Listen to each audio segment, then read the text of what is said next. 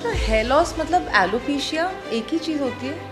हम जनरली बोलते हैं 50 से 70 बाल जो रोज़ गिरते हैं उसको नॉर्मल समझना चाहिए, पर ये जो गिरने का प्रमाण है रोज़ नहीं होना चाहिए। डॉक्टर रचिता, मैं खुद हेयर लॉस के फेज से गुजर चुकी हूँ अपनी लाइफ में और हम देखते हैं आजकल 20 ईयर ओल्ड्स 30 ईयर ओल्ड्स काफ़ी लोगों को हेयर लॉस की कंप्लेन है। तो क्यों होता है ऐसा? कभी देखा था आपने? नहीं। आपके माता पिता को कभी हेयर फॉल कभी हुआ था? कौन से एज में हुआ? बहुत बहुत later in life, yes, not in the young age. और अभी देखिए हाँ, 20 साल के नीचे वाले बच्चों को एंड्रोजेनिक एलोपेशिया होता है। तो जिसे स्कैल्प सोरियासिस है और जैसा कि मैंने सुना है कि वो विंटर में काफ़ी ज़्यादा अग्रेसिव हो जाता है, कौन सा शैम्पू यूज़ करना चाहिए ऐसे इंसान को? What are the ingredients they should look out for? There are two molecules work wonderfully for scalp psoriasis. One is tar and second is urea. Oh, urea. Yeah. Isn't that a fertilizer? 60 to 70% of our population suffer hair loss. Hair loss has been a trending topic on the internet और हर कोई चाहता है इसका solution. कहाँ मिलेगा आपको इसका solution? यहाँ इस podcast पर. Welcome to the Nurture and Shine show. I am Vandana and I'd like to introduce you to Dr. Rachita Dhurat. Dr. Dhurat today is going to share some incredibly valuable insights on the subject of hair. लेकिन उससे पहले I'd like to say a few things about her. She is a global authority in trichology and the founder of RD Clinic, Mumbai. Dr. Dhurat has been celebrated worldwide for pioneering work in hair loss treatments. She has changed the way we look at hair disorders. She has been a trailblazer in advanced therapies. She has trained over 5,000 dermatologists and treated over 50,000 patients. Doctor, it is such an honor to meet you. Please tell us about your key milestones that have led you to where you are today.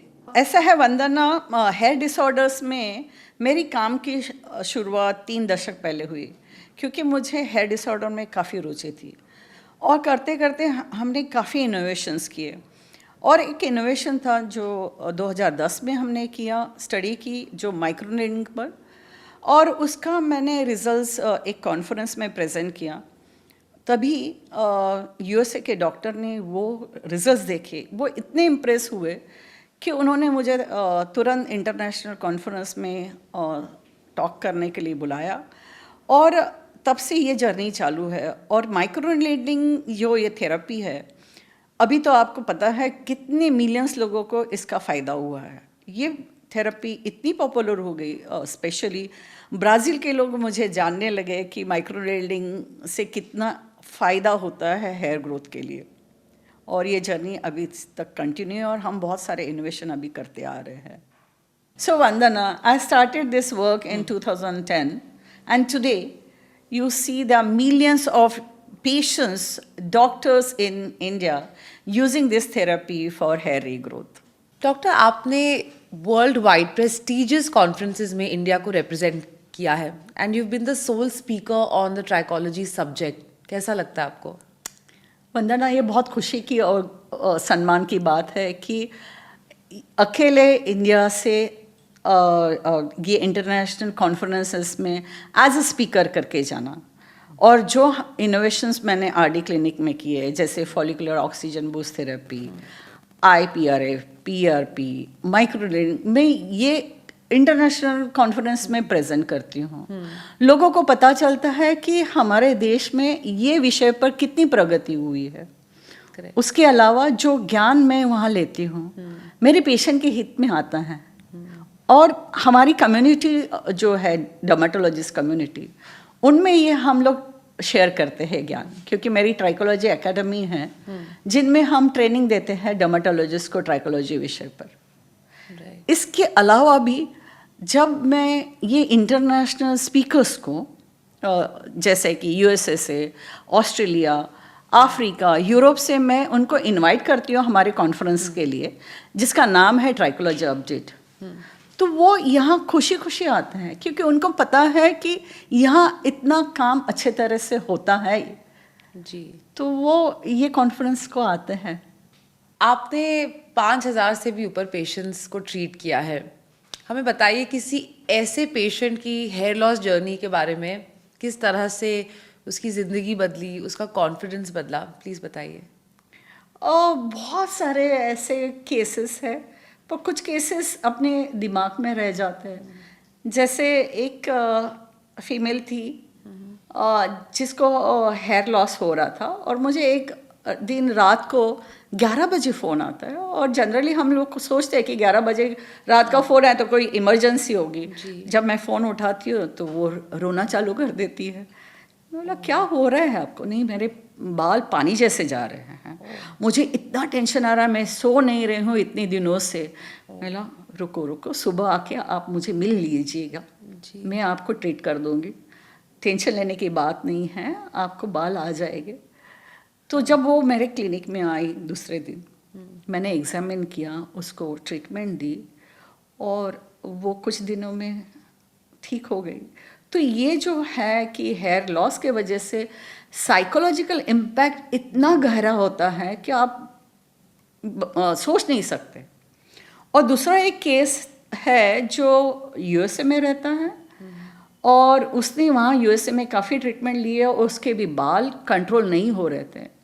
उसको काफ़ी tension आया, तो उसने मेरा Google पर से ढूंढ के नाम निकाला, उसने मुझे फ़ोन किया, फिर उसने उसकी माँ अहमदाबाद में रहती है, उसको बोला कि मैडम से मिल के आइए, दवा लेके आइए, उसको समझाया कि ये ट्रीटमेंट कीजिए, ये नहीं कीजिए। कभी कभी क्या होता है, हम ओवर ट्रीटमेंट भी करते हैं, सेल्फ ट्रीटमेंट करते हैं जी, और उसका हेयर फॉल कुछ दिनों में कम हो गया। ये जो सेल्फ ट्रीटमेंट जो लोग करते हैं उनके लिए आपका कोई खास मैसेज है? क्या है, हम बहुत बार हम सोशल मीडिया डॉक्टर पर विजिट करते हैं, या तो गूगल बाबा पर विश्वास करते हैं, ट्रीटमेंट चालू करते हैं। हम एक्सपर्ट्स पर का ओपिनियन लेने से बहुत टाइम लगाते हैं। हाँ, और तब तक हमारे बहुत सारे बाल जा चुके होते हैं जी, और टाइम निकल जाता है। जी। जितने बाल ज़्यादा जाते हैं, रिकवरी उतनी जल्दी नहीं होती है। मतलब बाल झड़ना फास्ट है, हाँ। बाल regrowth is not fast. Right, तो ये आपको समझना चाहिए। जी। डॉक्टर, हेयर लॉस मतलब एलोपेशिया एक ही चीज़ होती है? पहले तो समझना जरूरी है कि नॉर्मल हेयर शेडिंग और एबनॉर्मल हेयर शेडिंग में क्या फ़र्क है। हम जनरली बोलते हैं 50 से 70 बाल जो रोज़ गिरते हैं उसको नॉर्मल समझना चाहिए। पर ये जो गिरने का प्रमाण है रोज़ नहीं होना चाहिए, कभी कभार। और इसके वजह से आपकी हेयर की डेंसिटी कम नहीं होनी चाहिए, या आपकी पोनी कम नहीं होनी चाहिए। हाँ। तो ये नॉर्मल शेडिंग हुआ है। परंतु इसके ज़्यादा बाल जाते हैं, जैसे 100 से ऊपर बाल जाते हैं, हाँ। और लगातार जाते रहते हैं, आपकी पोनी कम होती रहती है, डेंसिटी कम होती है, पर आपका टकलापन नहीं भी आता है, फिर भी इसको एलोपेशिया बोलते हैं। लोग समझते हैं जब गंजापन आता है उसको ही एलोपेशिया। नहीं, गंजापन कभी आएगा जब ये आपकी more than 50% of hair shed हो जाएगी, तभी आपको गंजापन आता है। और लोग तभी आते हैं, तब तक आपके 50% से ज़्यादा बाल जा चुके होते हैं। राइट, तो एलोपेशिया मतलब excessive shedding of hair, right, जो बहुत महीने तक चालू है। Right. आपकी पॉनी थिन हो गई है, हाँ, और जब ये गंजापन आने के पहले की भी अवस्था को एलोपेशिया कहा जाता है।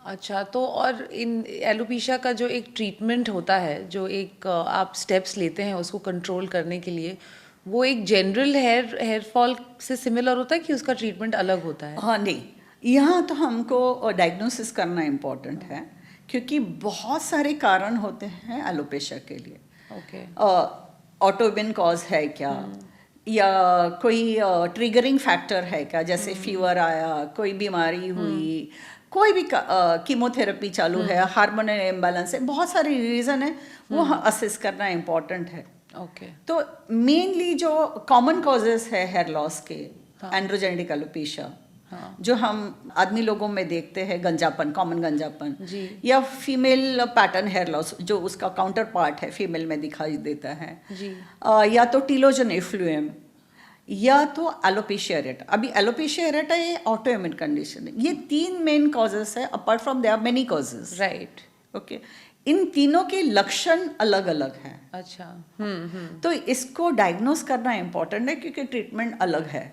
डॉक्टर रचिता, मैं खुद हेयर लॉस के फेज से गुजर चुकी हूँ अपनी लाइफ में, और हम देखते हैं आजकल 20 ईयर ओल्ड्स, 30 ईयर ओल्ड्स, काफ़ी लोगों को हेयर लॉस की कंप्लेन है। तो क्यों होता है ऐसा? क्या हमारी लाइफस्टाइल चॉइसेस की वजह से, हमारी diet, sleep pattern? Can you please elaborate on this? और ये बहुत गंभीर समस्या है। पहले तो मैं बात करना चाहूँगी अपने खान पीन के बारे में। जैसा हमारा आहार वैसा हमारा मन और शरीर होता है, और बाल भी इसमें अपवाद नहीं हैं। आप जानते हो कि आजकल के बच्चे कितना बाहर का खाते हैं। या तो डाइट करते हैं, या तो ब्रेकफास्ट स्किप करते हैं। कितने सारे लोग कोल्ड ड्रिंक्स या शुगर से भरे हुए सॉफ्ट ड्रिंक्स पीते हैं। अल्कोहल कंजम्पशन बढ़ा हुआ है, और ये सभी कंट्रीब्यूट करता है हमारे कहीं ना कहीं माइक्रोन्यूट्रिएंट डिफिशियंसी को।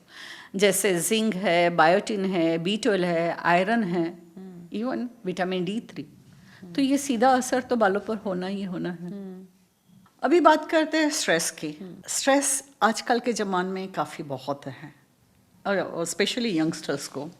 और स्ट्रेस से कॉर्टिसोल लेवल बढ़ता है, और कॉर्टिसोल लेवल से एंड्रोजन्स लेवल बढ़ते हैं। और आपको पता है एंड्रोजन लेवल से एंड्रोजेनेटिक एलोपेशिया होता है, इसलिए नाम गिरा है एंड्रोजेनेटिक एलोपेशिया।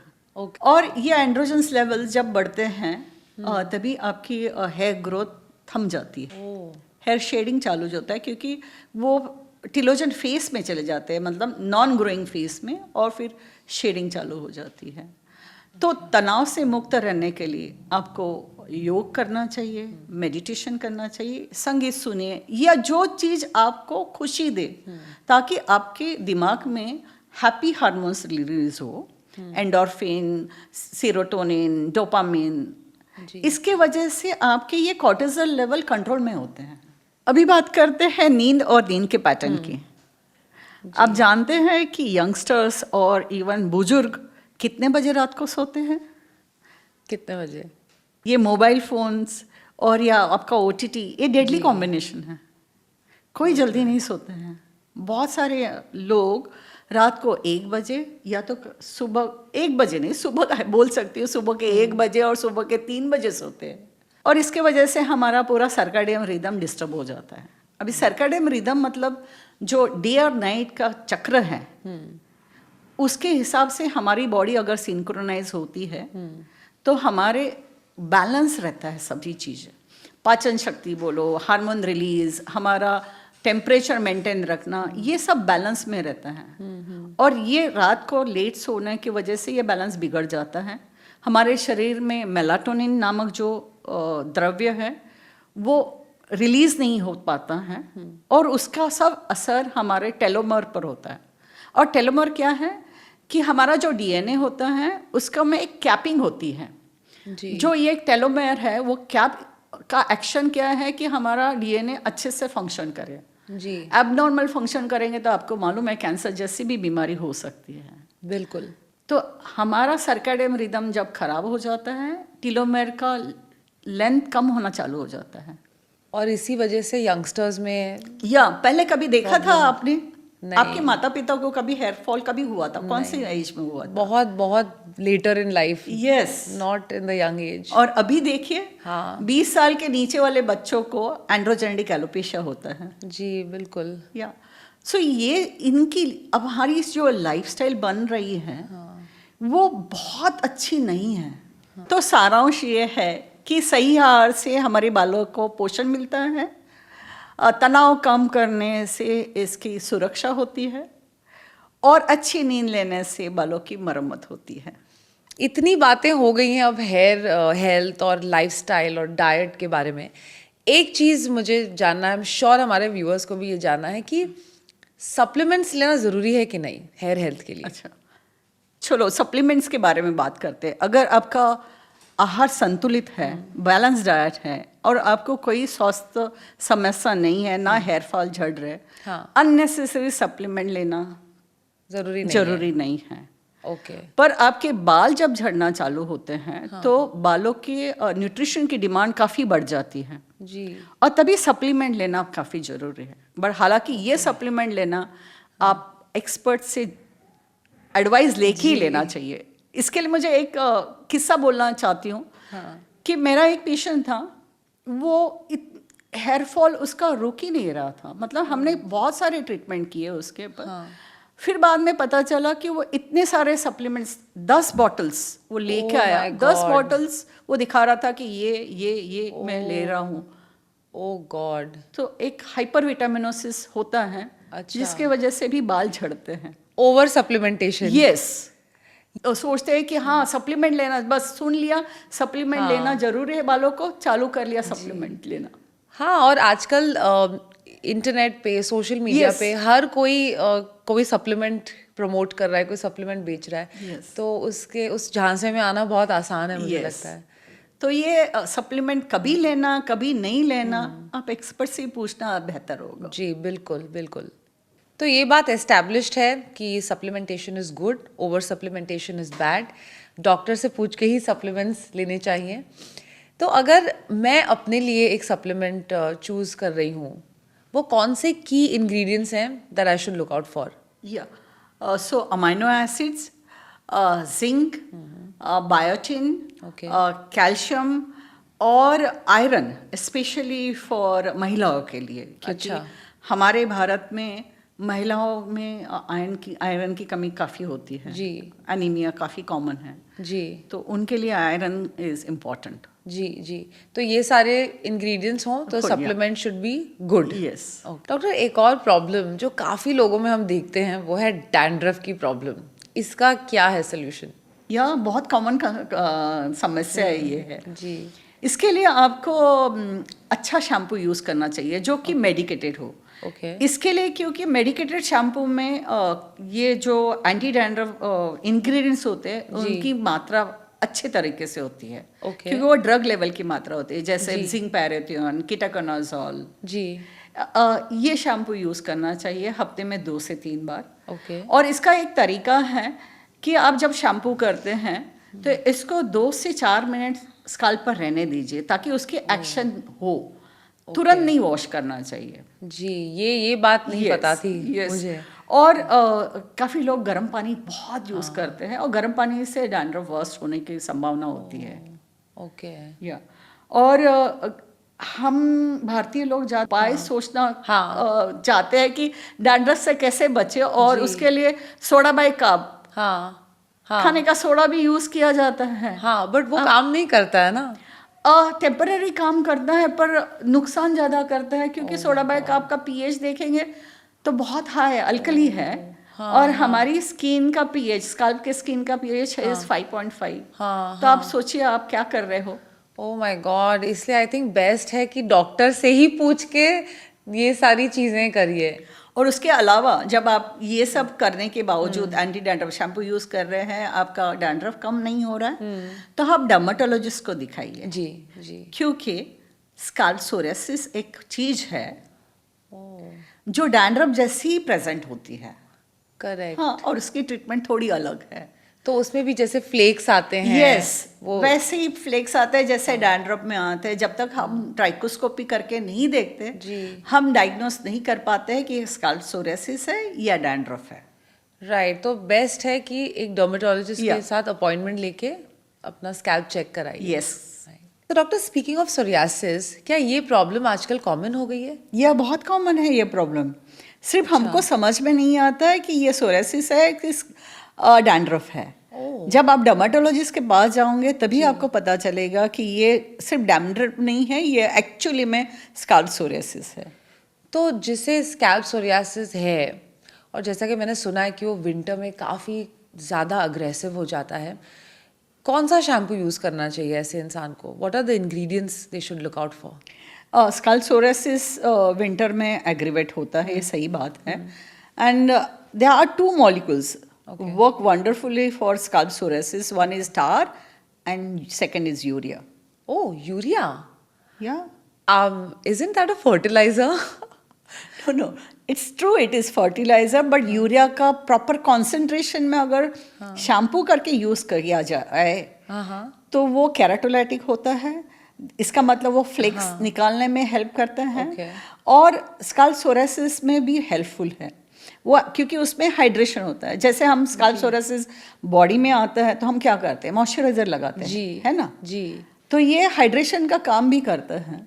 अरे वाह, ये हमें नहीं पता था। I think this is something we learned about urea today. Yeah doctor, काफ़ी लोग अपने स्कैल्प पे कैस्टर ऑयल यूज़ करते हैं, कोकोनट ऑयल यूज़ करते हैं। खास करके कुछ लोगों को जब डैंड्रफ होता है तब they resort to oiling their scalp. So do you recommend it? उसका कोई फ़ायदा होता है?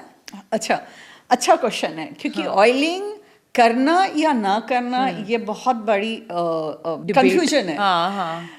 लोग बोलते हैं कि डैंड्रफ है तो ऑयलिंग नहीं करना चाहिए, पर आप देखेंगे तो कोकोनट ऑयल एक ही ऐसा ऑयल है जिससे डैंड्रफ में फायदा होता है, जिसमें फंगस को कंट्रोल करने की क्षमता है। अच्छा। हाँ, और उसके अलावा कोकोनट ऑयल का रिसर्च ऐसा है कि जो हमारा स्काल्प माइक्रोबायोम है, स्काल्प की जो स्किन होती है उसमें कुछ ऑर्गेनिजम्स होते हैं जी, जो हेल्दी ऑर्गेनिजम्स है, जो हमारे स्काल्प को अच्छे हेल्थ रखते हैं, अच्छे स्थिति में रखते हैं जी। तो कोकोनट ऑयल ये स्काल्प माइक्रोबायोम को प्रिजर्व करता है। उसके अलावा अगर आप कैस्टर ऑयल यूज करते हैं, कैस्टर ऑयल का पेनिट्रेशन हेयर में नहीं होता है, उसमें फंगस चीज बढ़ने की संभावना होती है। अच्छा। कैस्टर ऑयल काफी थिक है। हाँ। प्रॉब्लम कभी होता है जब आपने कोई ऑयल लगाया, जैसे कोकोनट ऑयल लगाया, आप पोल्यूटेड एनवायरनमेंट में गए हैं, वहाँ क्या होगा आपका, और चिपक जाएगा। तो बेसिकली ऑयल रात को लगाइए या 1 या 2 घंटा पहले लगाइए और शैम्पू कर लीजिए जी। तो बस स्काल्प को मसाज कोकोनट ऑयल से करना हमेशा फायदेमंद है। ये आपने एक बहुत बड़ा कंफ्यूजन क्लियर कर दिया, क्योंकि काफ़ी कुछ लोग कहते हैं ऑयलिंग नहीं करनी चाहिए, कुछ कहते हैं करना बेनिफिशियल है, but I think we all should do coconut oiling. Doctor, अगर एंड्रोजेनेटिक एलोपेशिया की बात की जाए तो मैंने सुना है कि फीमेल्स में इसे डायग्नोज करना काफ़ी मुश्किल होता है, तो किस तरह से होता है इसका डायग्नोसिस, प्लीज़ बताइए। वंदना, कैसे है कि जब फीमेल को हेयर शेडिंग होती है तो गंजापन शुरू में नहीं दिखाई देता है जी, तो तभी ट्राइकोस्कोपी मतलब एक स्कोप होता है जहां हम स्काल्प पर रख के उसका डायग्नोसिस करते हैं। मतलब उसमें थिनिंग कितने परसेंटेज थिनिंग बाल हुए हैं, जिसको हम मिनिचराइजेशन बोलते हैं जी। वो हिसाब से हम डायग्नोसिस करते हैं ट्राइकोस्कोपी। तो trichoscopy is very essential to diagnose female pattern hair loss. और अगर जब डायग्नोसिस किसी का हो जाता है इसमें और पता चलता है कि उन्हें है, तो इसकी ट्रीटमेंट क्या होती है? ट्रीटमेंट के पहले हमको ना उनका हार्मोनल इम्बैलेंस है या नहीं वो चेक करना पड़ता है। उसके लिए कुछ इन्वेस्टिगेशंस करते हैं। और फीमेल में आयरन डिफिशिएंसी कॉमन है तो उसके लिए वो चेक करना ज़रूरी है। उसके साथ B12 और D3 ये भी चेक करना ज़रूरी है कि हमको देखना है कि ये महिला शेडिंग फेज में है या नॉन शेडिंग फेज। शेडिंग मतलब जिसको बहुत सारे बाल झड़ एक्टिवली जा रहे हैं और कितने प्रमाण में जा रहे हैं, क्योंकि जितने ज़्यादा प्रमाण में शेडिंग हो रहा है उसको तुरंत रोकना ये हमारा एम होता है जी। तो शेडिंग के लिए अलग ट्रीटमेंट है और हेयर ग्रोथ के लिए अलग ट्रीटमेंट है जी। आप अगर हेयर ग्रोथ की ट्रीटमेंट अगर शेडिंग फेज में दो तो कभी कभी ज़्यादा शेडिंग हो सकती है। जैसे आपने कभी सुना होगा मिनॉक्सिडिल यूज करने के बाद शेडिंग ज्यादा होती है या तो लोग डर जाते हैं, मिनॉक्सिडिल नहीं यूज करते हैं जी। तो शेडिंग फेज में हम मिनॉक्सिडिल नहीं यूज करते, वो ग्रोथ फेज के लिए यूज करते हैं राइट। और इसकी जो एक सक्सेस रेट है इसे रिवर्स करने में या इसे ट्रीट करने में, ये कहाँ तक है? Yes, good question. Success rate अगर आप अर्ली स्टेज में आते हो तो नियरली 70-80% तक सक्सेस रेट है। ओके या तो उसके लिए हमको काफ़ी अलग थेरेपी भी यूज़ करनी पड़ती है। जैसे आपने सुना होगा PRP, IPRF, follicular oxygen boost therapy, बहुत सारी थेरेपीज़ हैं कि वो यूज़ करनी चाहिए लगती है। पर आपको ख्याल रखना चाहिए कि हर किसी को बहुत अच्छा रिजल्ट नहीं आ सकता है। हर एक की कैपेसिटी बॉडी की अलग अलग होती है, so this is an individual variation to the treatment. Correct. Yeah. But however early stage में आपका खान पीन अच्छा है, हाँ लाइफस्टाइल अच्छी है, जी। तो आपको बेस्ट रिजल्ट मिलेगा ये थेरेपी से। राइट, आई थिंक हर चीज घूम फिर के एक अच्छे लाइफस्टाइल और अच्छे डाइट पे हाँ। आके रुकती है। तो डॉक्टर, एंड्रोजेनेटिक एलोपेशिया की जो ट्रीटमेंट है उसको शुरू होने के बाद कितने दिनों में रिजल्ट्स देखने को? I would say 2 to 4 months. Okay. Now why I'm saying 2 months. पहले तो हमको शेडिंग रोकना है। हाँ ओके और शेडिंग रोकना मेरे लिए हाँ। 1.5 से 2 महीने में शेडिंग रुकनी चाहिए, ओके तभी मैं समझूंगी कि मेरी थेरेपी का इफेक्ट हो रहा है। पर पेशेंट को हेयर ग्रोथ के लिए एटलीस्ट 4 मंथ्स कंटिन्यूस यूज करना पड़ेगा, अच्छा, चाहिए, क्योंकि हेयर ग्रोथ के लिए टाइम लगता है। करेक्ट। तो 4 months plus Okay. for regrowth, okay and at least minimum 1.5 months to 2 months for stopping the shedding of hair. Okay okay doctor, I want to ask you a very interesting question. Hair transplant हमने males में हमेशा ही देखा है, बहुत common है, लेकिन females में होता है क्या hair transplant? Of course females में होता है। Really? Yes, सक्सेस रेट भी काफी अच्छा है, पर परंतु हमारे यहाँ फीमेल्स बहुत डर जाती है हेयर ट्रांसप्लांट करने के लिए, वो आगे आना नहीं चाहती हैं। पर क्यों डरती हैं? उसका स्वभाव ही वैसा है कि सर्जरी नहीं करना है। आप देखेंगे, आप तो कोई भी सर्जरी के लिए हमेशा महिलाएं ना ही करती है। पेट की सर्जरी हो या कैंसर की सर्जरी हो, सभी के लिए वो सर्जरी के लिए ना करती है। अच्छा। लेकिन सक्सेस रेट अच्छा है फीमेल्स में। और दूसरी बात, मतलब जब ये फ्रंटल हेयरलाइन निकल जाती है, यहाँ आपकी पीआरपी या कोई अदर थेरेपी काम नहीं करते। अच्छा। तभी बेस्ट ऑप्शन है कि हेयर ट्रांसप्लांटेशन, और सक्सेस रेट बहुत अच्छा होने के बाद ये आपको करना चाहिए अगर आपको फ्रंटल हेयरलाइन चाहिए तो। ओ वाओ, आई थिंक ये हमारी सारी जो फीमेल व्यूअर्स हैं उनके लिए काफ़ी इंसाइटफुल आंसर आया आपका। मुझे तो बिल्कुल भी आइडिया नहीं था कि हेयर ट्रांसप्लांट हो सकता है फीमेल्स में।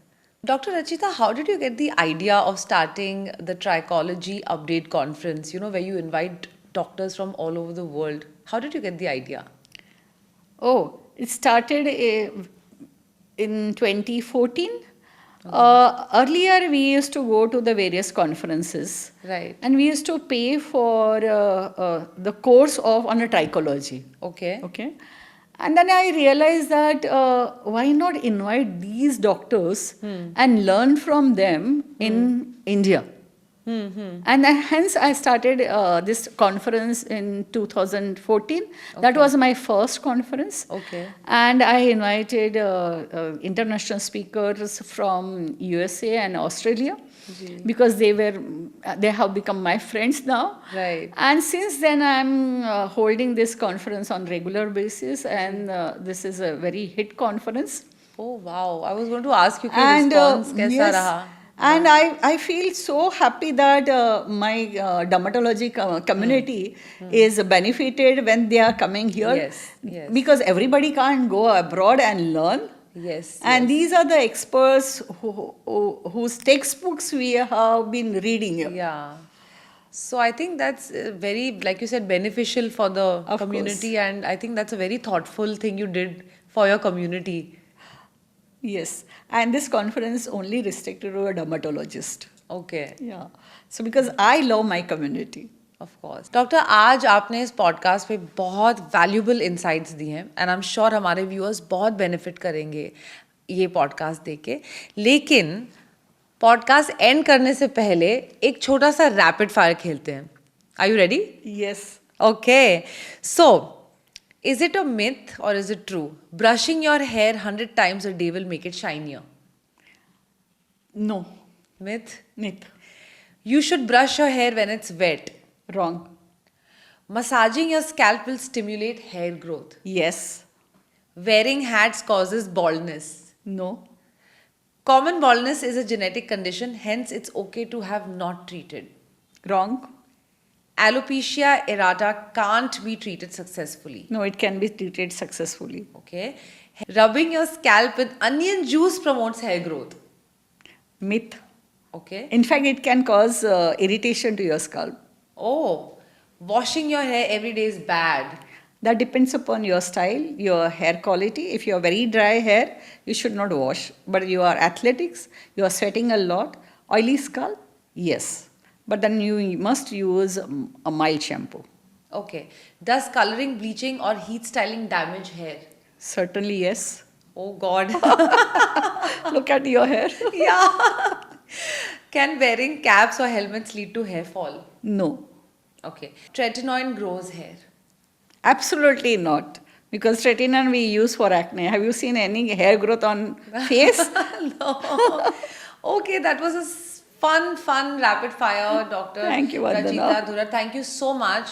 And I'm sure our viewers are also very grateful to you for all the wonderful things you have shared Thank with you, us today. Vandana. Thank you. Yeah. That's a wrap on today's podcast. Hope you enjoyed this episode of Nurture and Shine. For more hair and skin related topics, stay tuned.